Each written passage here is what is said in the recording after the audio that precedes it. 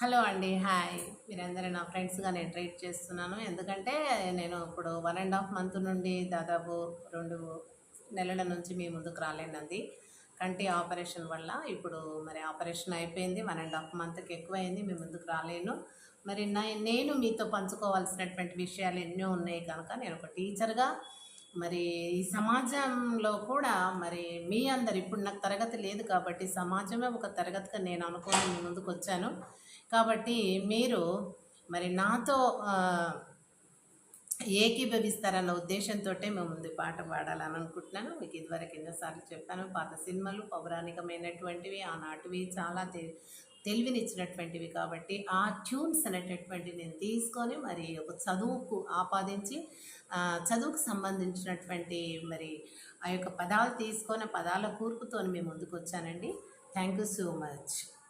ఇప్పుడు ఏంటంటే దాంట్లో ఆత్మీయుల సినిమా నుంచి నేను మరి మన చదువు పిల్లలకు ఈ రకమైన ట్యూన్తో మదిలో బడి గంటలు మ్రోగే చదువు ఆశ చెలరేగే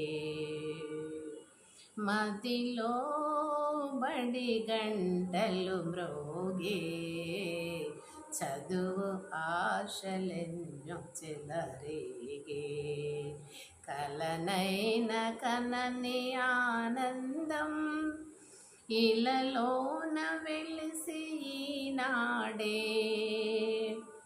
కలనైన కనని ఆనందం ఇలలోన వెలిసి ఈనాడే మదిలో బడి గంటలు మ్రోగే చదువు ఆశ చెలరేగే మదిలో బడి గంటలు మ్రోగే చదువు ఆశ చెలరేగే. మరి ఈ విధంగా చక్కగా మరి చదువు పైన రోజుకు ఒక 2 వాక్యాలైనా కూడా మనము ఒక సాంగ్ రూపంలో పిల్లలు విన్నట్టయితే, లేదా మీరు నాలాంటి వాళ్ళు పెద్ద వయస్కులు కావచ్చు, మధ్య వయస్కులు కావచ్చు, పిల్లల తల్లిదండ్రులు కావచ్చు, వాళ్ళు మరి ఇండ్లలో ఉన్నటువంటి హౌస్ వైఫ్స్కు తీరికతో ఉంటుంది కాబట్టి ఆ సీరియల్స్ దగ్గర అటు ఇటు కూర్చోకుండా కొంచెం ఇక నాలాంటి వాళ్ళు ఎవరైతే మీకు మరి సమాజంలో తెలియంది ఏం లేదు, నేను కొత్తవి ఏం చెప్పట్లేదండి. కానీ మీరు ఏంటంటే ఇప్పుడు